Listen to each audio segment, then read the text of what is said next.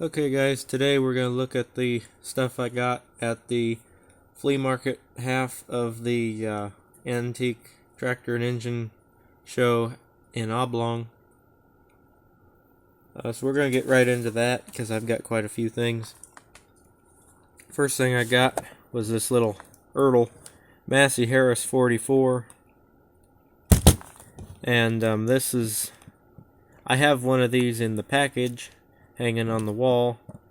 It's from the Vintage Vehicles line of Ertl castings.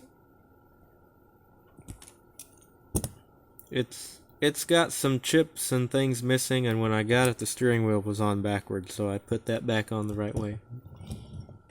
But I like this one, so I was happy to have one that was out of the package even if it was a little chipped up. Got another Ertl here, and it's kind of, well, yeah, it's kind of in a few pieces here. It's a nice little shed. It does need fixed. It's got a broken piece on it, but that broken piece helps put the garage door on there a lot easier. So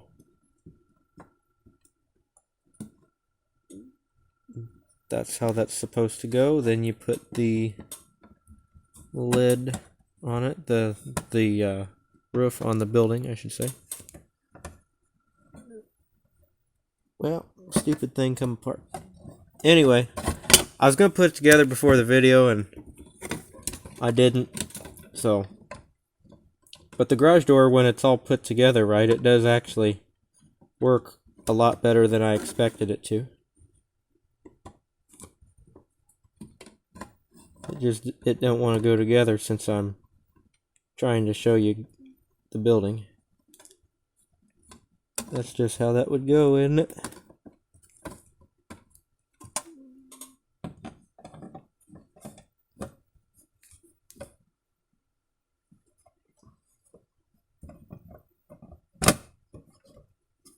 But there you go. You can see that goes up and down very nice.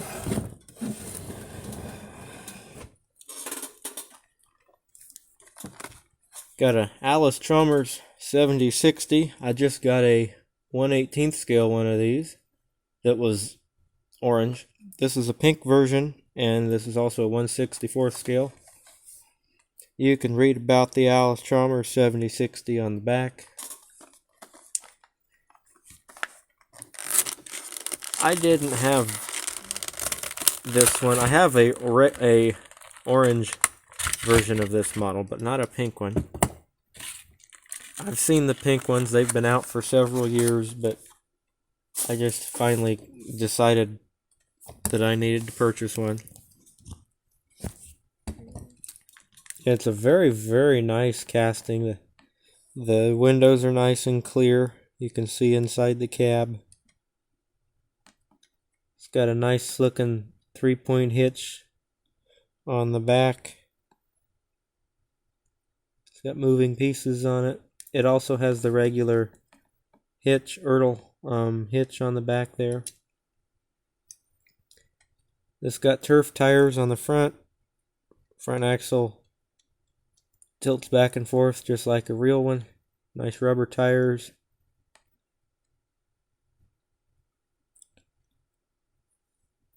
It's even got a windshield wiper.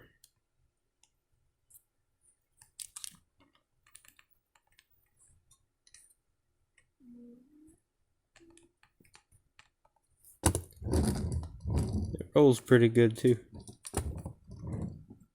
So I didn't have one of those, so I thought I needed that. We'll keep moving along here. Got a Case IH dealership sign, and that's a scale model, which is a division of Ertl. Made in USA. New enough it's Case IH, but it's old enough it's made in the USA. I didn't think it was that old. I figured it was made in China, or where's these new ones made? Yeah, China. I thought they were made in China. Now this is one that will stay in the package and go on the wall. This is made by Flea Toys. This is a drag type, I'll call it a plow tiller. Single drag, it says. And it's interesting, it's really just shrink wrapped to the cardboard, and the cardboard is a very basic piece of 2-ply cardboard with shrink wrap over it. Flea Toys, New Albin, Iowa. Authentic cast aluminum and stamped steel reproductions. Hitches to other toys. Made in the USA. So I don't have any Lees. Well, Lees aren't marked anywhere on the toy that they're Flea. I don't have any Flea toys in the package that I know are Lees, is probably how I should word that. So I thought I needed that. Then I have this little pressed steel farm wagon here. I think this is a Wyandotte based on the wheels. But once again, no stamps or markings or anything. As you can see, it's all pressed steel.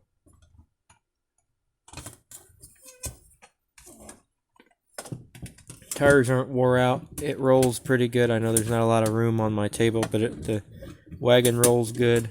It is pretty straight for its age. Not all bent up. All 4 tires sit on the ground. Tongue, you can't see. The tongue steers back. I knew this stupid thing was going to fall down. Tongue steers back and forth. And I'm going to get it out of the way. Got another pressed steel thing that's not going to be able to sit up here.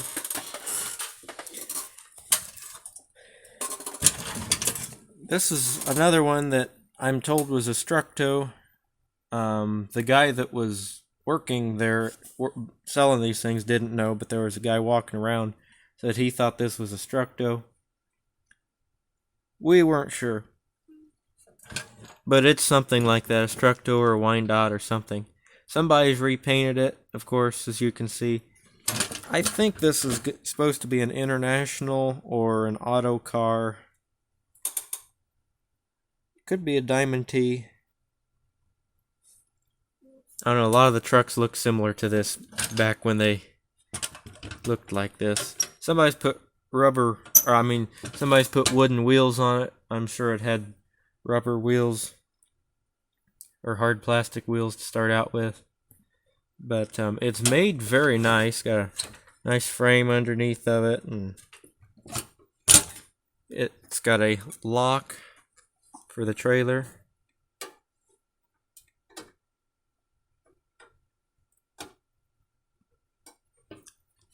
And so now I gotta find a trailer that will fit this or look good with it. But I thought about that. That was probably the last thing that I bought. I thought about whether I needed to buy that or not. And you can see the conclusion I came to. Got some little trucks here that I'm trying to pull out of the package, or out of the bag, so you guys can see them. These are old Tootsie toys. We have, this is the older of the two. This is a Tootsie Toy half track.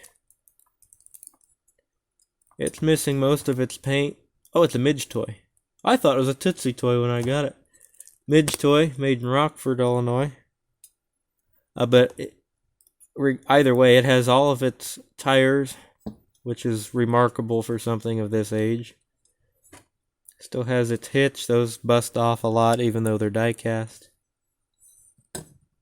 Like I said, paint is virtually not there for the most part, but this is a pretty rare one, so I was excited to get that. I think that was $3, so I felt like I got a good deal on that. This is a Tootsie Toy cab. Tootsie Toy Cab. That's all the more they can come up with. I suppose it's for a fire truck based on the fact that it's bright red. But it could just be a semi-cab. I would guess this was made about 1970, although it doesn't say. Got some hobby exclusive green lights here. This is the Bigfoot Cruisers 1994 Ford F-150. Got some cool graphics and different added on features. It says Bigfoot on the bed there. Very cool truck. And yes, it's hobby exclusive, so it just has the same thing on the front as the back. Got a truck from Yellowstone here. Green light. This is Hollywood Series 38, 78 Ford F-250. I've not seen the show, so I don't actually know if this is an accurate representation of the truck or not, but I thought it looked pretty cool. So it came home with me.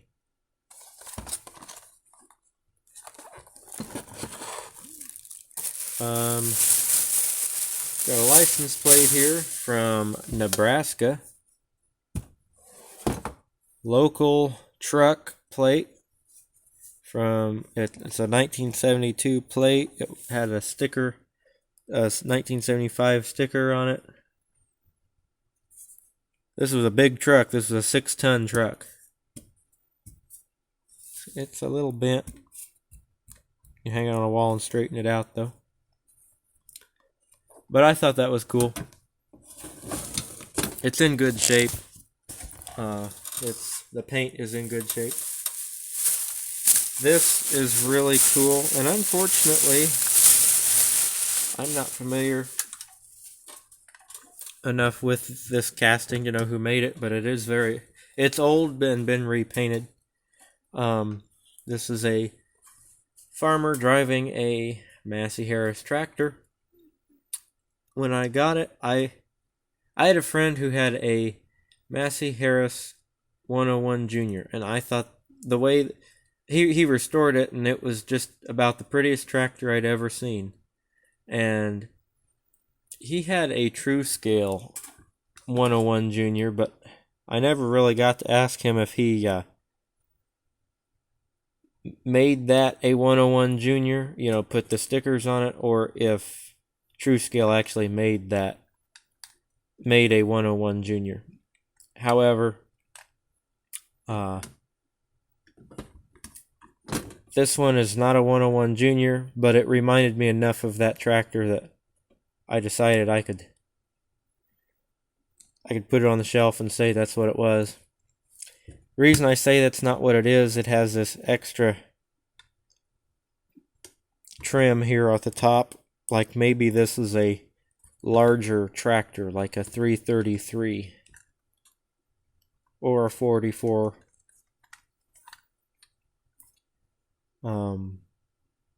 It's been painted like this. This didn't come quite like this originally. Originally, these wheels probably were not yellow. They were probably black.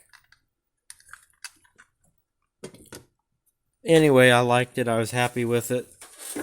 And it didn't really matter to me if it was an old one or not. I didn't have one like that, so now I do. Yeah, I'm sitting on the squeaky chair today. And I'm moving around trying to get all these things. I'm just going to pull one set of these out. These came off of a old Ford bubble top fire truck, according to the guy that I bought these from.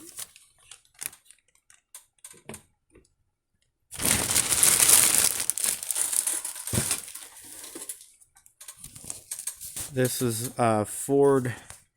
Now, this is not the Brazilian Ford F-1000 that I would like to someday own. This is the, as it says, the Super Duty, the heavy-duty Ford F-1000 from the late 60s, early 70s that had these badges on the hood. This would have been on the front of the hood, and these would have been to the back of the hood, closer to the cowl, but they're both on the side of the hood. And these came off of a fire truck that went to the scrap yard, and somebody bought it specifically so that it didn't go to the scrap yard because it was spotless. It didn't have any rust on it or anything. And so the guy that I bought these from, these came off of that truck. And I got both sides emblems, but I just been pulling one side out for you guys to see. They're all in good shape.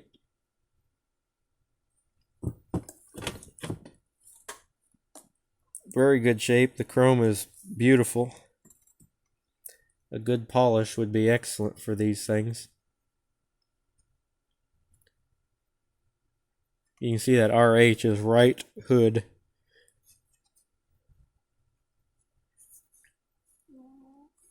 Very cool though. The reflector's not cracked anywhere on either emblem. Alright, and I've got two more things to show you, and I didn't bring those to my table for obvious reasons. Once you see what we're looking at here, they're a little big to bring over to the table.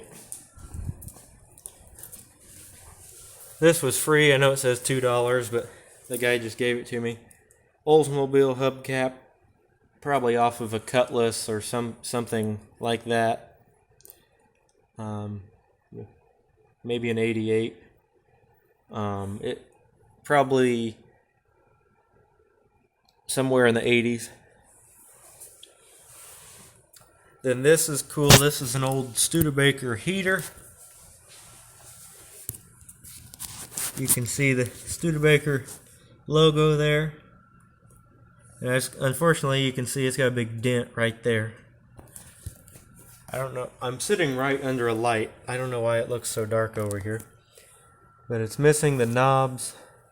This is older than what's for my truck. My truck's a 49. This would be for, I'm going to say, something about 10 years older than mine. Late 30s car, probably. But if we spin this around to the back, all the hardware's there. I mean, you know, the plumbing's cut, obviously. You can't have all the plumbing with it. But the fan, hopefully you can see the fan. It spins very freely. I mean, probably if I blew that with an air hose, it would spin pretty well. So it's not stuck. I reckon you could wire this up and the blades would turn. The heater core, whatever you want to call it, that's in there, the honeycomb grill, that looks to be in good shape all the way around as far as I could tell. And this was $22. I bet you couldn't buy this front piece, a good front piece like this with the emblem and everything, for $22. It's got a dent that needs pounded out of it here and here. You just take these screws out and straighten her out. I felt like I got a deal on that, especially when he threw in the hubcap for free. Alright, like, comment, subscribe for more. Have a great day, and I'll catch you in the next video.